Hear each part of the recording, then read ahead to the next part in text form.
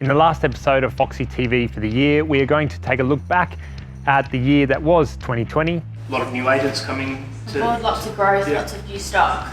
We're going to head out and chat to a few agents. And then we staged it and sold after 1 week.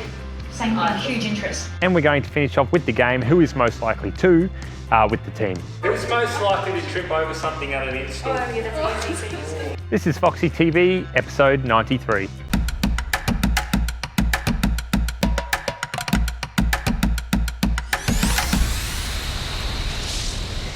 A big episode this week to wrap up the year. Let's start things off on Monday, where I jumped in the car with Janessa and Phoebe and we headed out on the road around Brisbane to say thank you and to catch up with some of the agents we did work with this year. Now, I didn't get footage at every stop along the way and we didn't chat to every agent, but let's have a look at what I did get.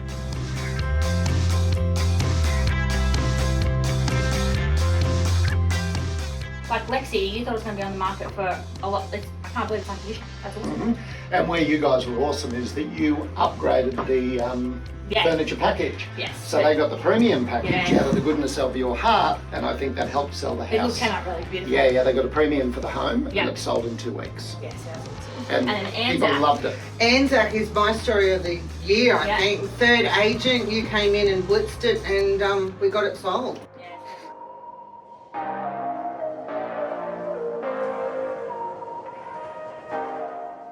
So just literally, well, it's under contract now. You know Manson Road? Yeah. So you staged number 1 for me this time last year. Yep. Sold it in like a week. Yep. Stage number 3, Yeah. a couple of weeks ago. And before it was staged, as you know, completely full of antique furniture. Yeah. The owner almost had a bit of a shock in a when we had it staged. Didn't think there was enough furniture, and I said, "Trust me, it works." Yeah. Sold in the first week. Yeah. Multiple of that day. So it turned it from being really old and run down into And dark. dark, Yeah. dark. Yeah. And it was on the market with another agent for 1 year. Oh, I didn't know that. On the That's awesome. market, and then we staged it and sold after 1 week. Same thing, Awesome. huge interest. So that's it. That's the highlight.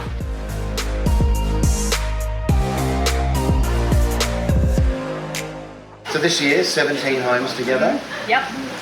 and 17 more. sold Yeah. homes together. And you bought it on your own, and we're still. Yeah. Yeah, you're still going strong. And Yeah, very much grateful of your support for Gary Jones Homes and our transition Yep. to our own business, like yourself, Yeah. of course. Self-branded this year, which has been wonderful. But most importantly, I think this year, in more than other years, it's just been even a bigger emphasis on our style, our look, and you've really enhanced everything that we've done. So we appreciate it. Very much so. Look forward to next year. Cheers. So a massive thank you to everyone that we worked with in 2020, and I speak for all of the team in saying that we look forward to working with you and look forward to a big year in 2021. Let's now catch up with Jake and Phoebe to get their thoughts on the year. Crazy. Yeah, a bit of a weird one. It was been said for everybody. Coronavirus had a big impact. For us, it was fairly short-lived, I think. Being in Queensland, we had it better than some other states, but we had a really crazy start to the year. The first few months, then the coronavirus hit. We had a couple of quiet months, and then it's just been busy since then, really. Yeah. So a lot of new agents coming to. Lots of growth, Yeah. lots of new stock.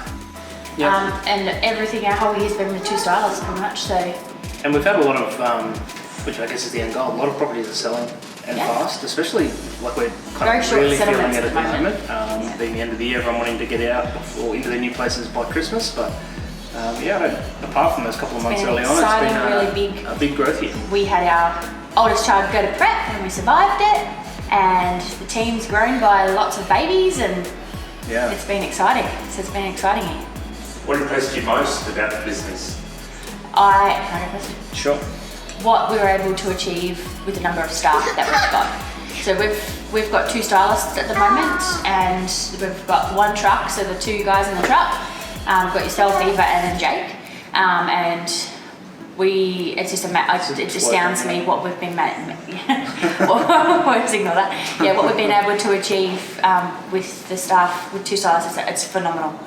So I would add how quickly, maybe not about the business specifically, but the way that we handled and bounced back from the the couple of quiet months. Yeah. Which was tough for everybody, a bit of, or very much unknown how long it was going to last, and we all, you know, we did what we needed to get through that, and then once the work started coming in, we were ready for it instantly. And we made some changes, like we moved to a new bigger warehouse, and we bought a lot of new stock to kind of make sure our capacity was there for when we got busy, but also to turn over a lot of the more dated things. So we, yeah. And our staff had to they've been so resilient with that little dip in the middle, and to be able to come back out, and we're so busy in the hours that we're all putting in, like they're just, everyone's pulling together. Uncertainty? Yeah, I think that was the biggest one. I mean, we always knew that we could take a down period for a while, but when it was unknown whether that was potentially going to be, at one point there we thought people were talking about it being the full year was going to be quite, and that was probably, like I said, the uncertainty of that was probably the toughest part. And that was, so where we were as a business at the time, we had one staff member about to go off and have a baby, another one had a baby, you had Benji not too much earlier than that, and then Russ had just told everybody he was expecting a baby, and then we got this, had this happen, this downtime, and then jobs started pulling out. Like we had jobs confirmed for the next day, they'd paid, and they said, no, I don't want it to happen. Things started delaying, and then all that uncertainty, having no idea, that just really weighed really heavy, as I know, I'm sure all business owners, not necessarily just business owners, but everybody just felt that weight, and that was the hardest part. Yep. But then in Queensland, we got through it pretty quickly, and the market was relatively strong beforehand, and it's come out really, really strong on the other side. Yep.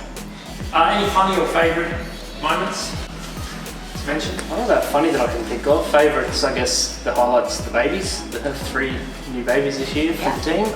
Moving warehouse. Moving warehouse, yeah, into this new place. Yep. What are you doing? Hiring, getting Eva on board. We've got new staff members starting next year as well, and yeah, that's probably the biggest things. A lot of, some smaller things, which without naming names, a few new agents, partnerships, relationships that are going really well. We've also upped the level of our styling. We're doing higher caliber properties, which you would have seen filtering through. So it's really exciting to get that level of stock and to do that level of finish and to get the feedback and everything from those property owners. That's really exciting. I know that really invigorates the stylists to be able to love the stock that we're using. It makes a big difference. Okay, and to finish with, where to for 2021? Another big year expected. We've got Cody's asking funny questions. Next year, we had another truck. We've got a truck coming in January. January, February. We've got a new staff member. Cassie's back in January, and we've got a new staff member starting. With some more expansion. Yeah, so we see another big year of growth. We need to make sure we continue doing what we're doing and providing value to the agents we work with and the clients, people selling the homes, but we're looking to really increase our capacity and what we can do. Exciting times. But a huge Merry Christmas to all of our followers. We've had an amazing year of engagement on our social media and people reaching out to us, and the support that we've received from everyone is awesome, and it really helps us to justify what we're doing and really help pushing forward. So thank you so much for all of that, and we're really excited to show everybody everything next year. And if there's anything that you want to see from us next year, let Cody know. Yeah, definitely. Say bye. See ya. See ya. To round out the episode and the year, we're going to play a game with the team called Who is Most Likely To. Before we start, I'd personally like to say a big thank you to everyone for watching Foxy TV this year. I really appreciate those commenting and the messages coming through. It's been our goal to be informative and sometimes, entertaining as well. I think we've done a pretty decent job of that, and we certainly will look to improve next year. So with that said, have a great holiday season, a Merry Christmas, and we will see you in the new year. All right, who is most likely to run out of phone battery by midday? Oh. It's because it rings so much. How is that? Yeah, I'm on my phone. And you don't charge. You don't charge yours when you drive. Who's most likely to trip over something at an install? Oh yeah, that's easy. Anywhere. Just trippable. Yeah. Oh, I do trip a lot. Who is most likely to become a magician?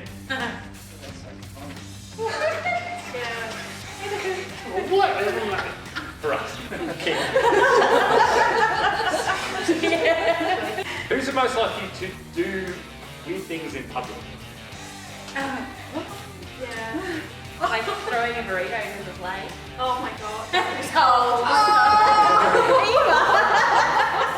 Alright, who is most likely to arrive late to a party? I feel like we're all pretty like punctual people. I don't really know. I'm just Are we gonna say talking Russ. pictures? Because he had a baby. I was going to say Ross as well. Because he had a baby. Yeah, who's most likely to re-gift something? I don't really know. I do because I actually do this. Yeah. I don't like it. Kids' presents. Oh yeah. That's different. I do it myself. You know what you want and Yeah, you don't if someone want it, doesn't you don't buy want it, it. no one should stray from the list if they know better. You don't want it, you don't want Because I will give it away. Who's most likely to be the favourite child?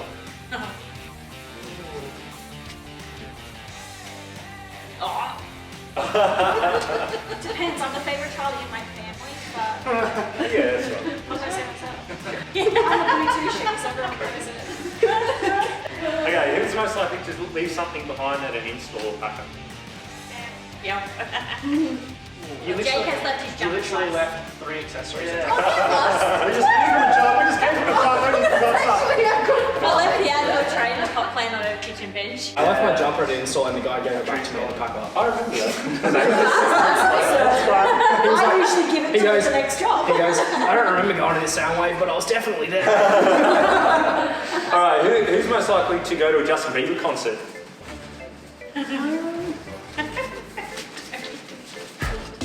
I feel like either. I don't really care. I have been. Jake's on you already. Oh man!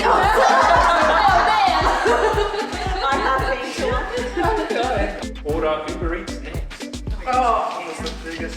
That's the easiest question. Where does Kim's whole salary go to? Uber's delivery fee. Ken's like, he gets here in 10 minutes. I'm surprised he doesn't rush at you to collect it and then throw out the window when it's cold. Who's most likely to have a secret talent that could make millions? Like going on Jake's magician skills, I reckon. Family Feud. Yeah. Jake's Family magician Feud. skills. Oh, you guys! Most likely to really swear in front of the client. Oh, bloody hope. No one!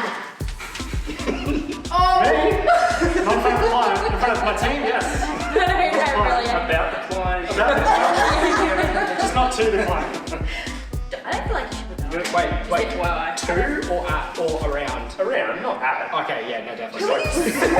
That's what I mean. I was like, I'm going to change my answer. This is at.